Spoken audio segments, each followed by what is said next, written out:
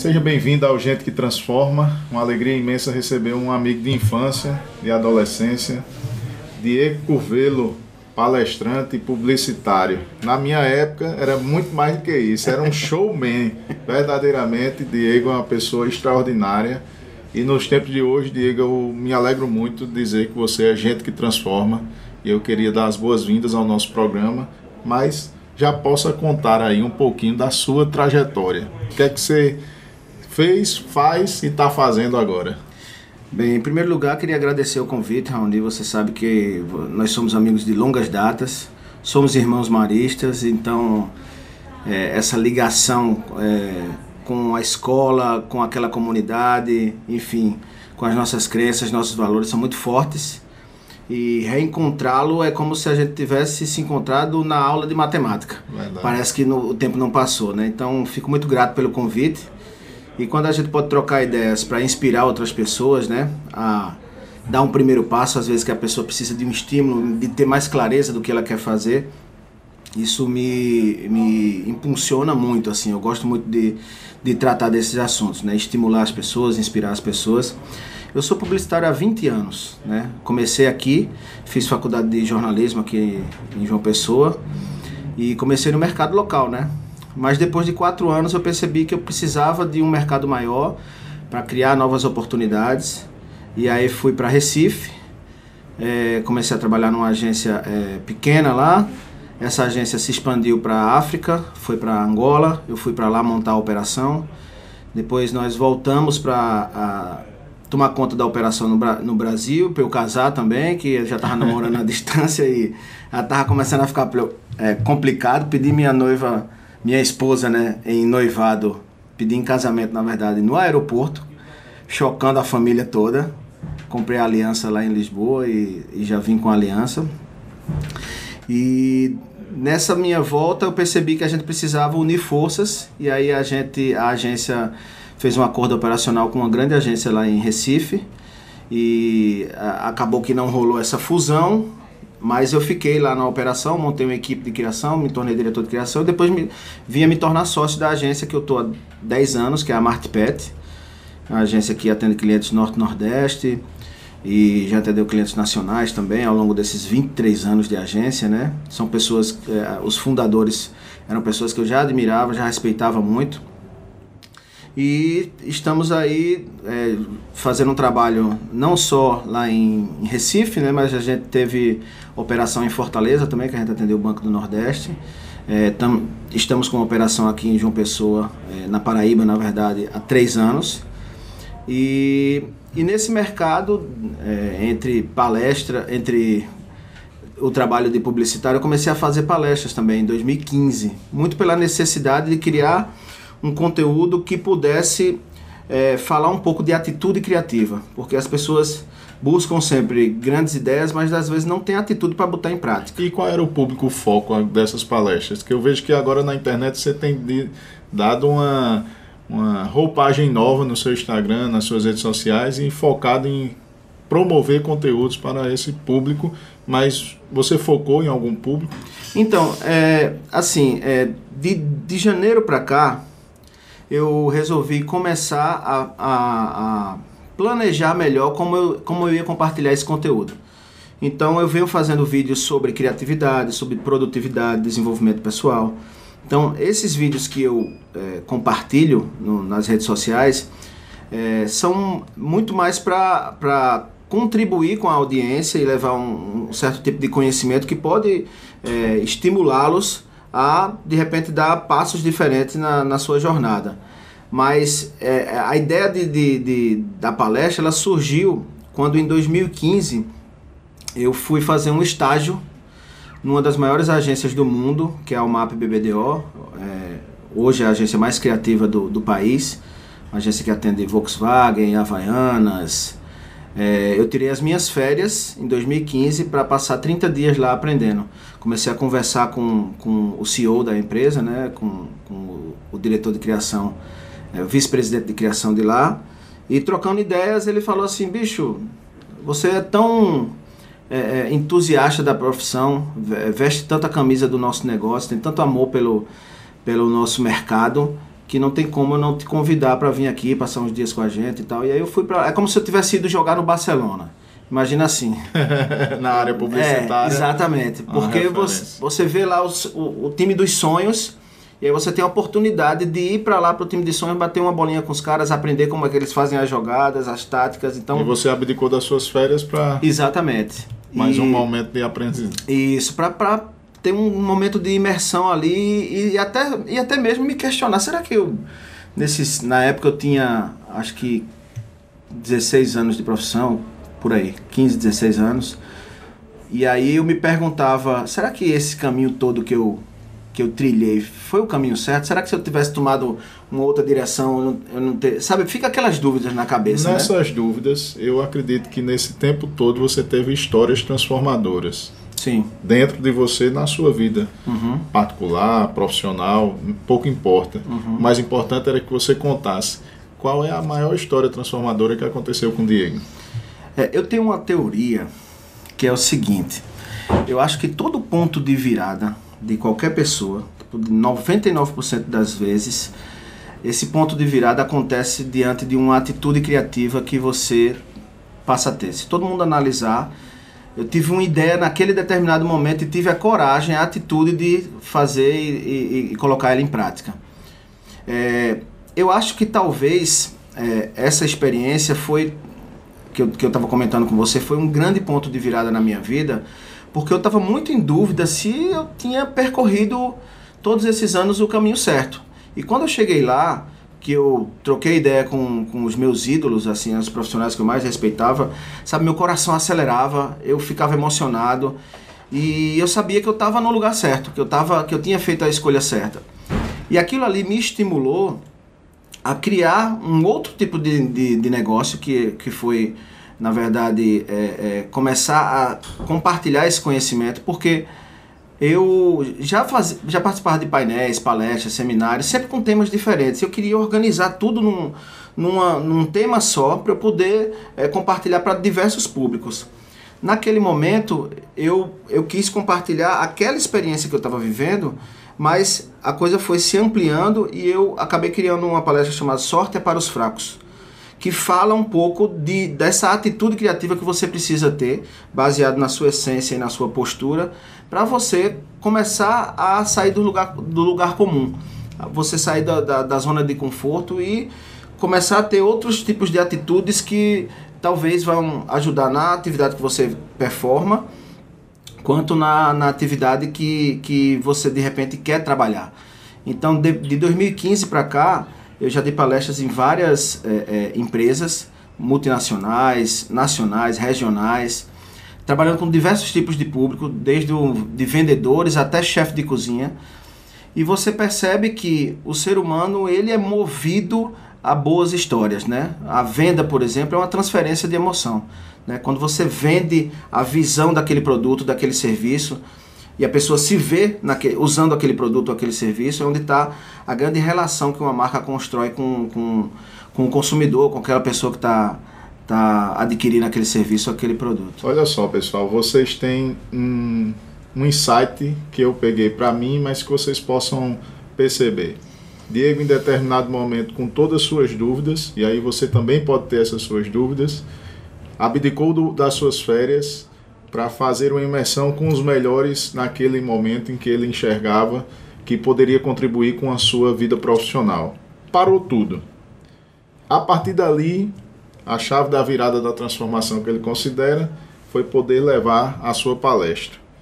Nesse momento da palestra, Diego, e eu tenho certeza que você tem lido bastante, porque eu olho o Diego com essa mesma intimidade da época de colégio e vejo o amadurecimento de Diego com a contribuição dele para a sociedade. Se você considerasse um livro que você tenha lido, transformado a sua vida, qual livro você recomendaria para o pessoal? Cara, são muitos, na verdade. Ou vai vir um Sorte é para os Fracos de Diego Curvelo? Você já tá antecipando as coisas aí, mas a gente tem um projeto de escrever um livro. Olha aí, tá vendo? A gente tem um projeto de escrever um livro, Sorte é para os Fracos, transformar isso num conteúdo ali didático, onde a gente possa compartilhar, inclusive situações da minha vida, porque assim, se eu fosse contar aqui situações que foram pontos da minha vida, de pontos de virada da minha vida, foram muitos, inclusive na infância, inclusive no colégio. Eu conto isso na palestra. Mas, enquanto o livro não sai, qual livro você recomendaria? Enquanto o livro não sai, tem um livro que eu, assim, para quem é pai, né, ou para quem gosta de ler um pouco mais sobre essa relação de adultos e crianças e comportamento e tal. Tem um livro que eu gosto muito, que é Pais Brilhantes, Professores Fascinantes, do professor Augusto Cury. Tem um livro também que eu li recentemente, do professor Mário Sérgio Cortella, que é A Sorte Segue a Coragem, que fala como você enxergar melhor oportunidades e entender melhor essa relação com a sorte e descobrir de onde vem a coragem, porque a coragem ela nasce muitas vezes da necessidade de você sobreviver, né? Você precisa ter coragem para tomar algum tipo de atitude que vai transformar aquela tua realidade. E às vezes a gente não está capacitado para isso, né? E às vezes a gente não tem atitude de tomar uma certa... de fazer alguma coisa que possa mudar a sua vida, mas você achando que está fragilizado ou que não tem ainda aquela capacitação suficiente, você não faz. E aí você fica ali parado, e aí minha mãe falava... A minha mãe de vez em quando dava umas tapas em mim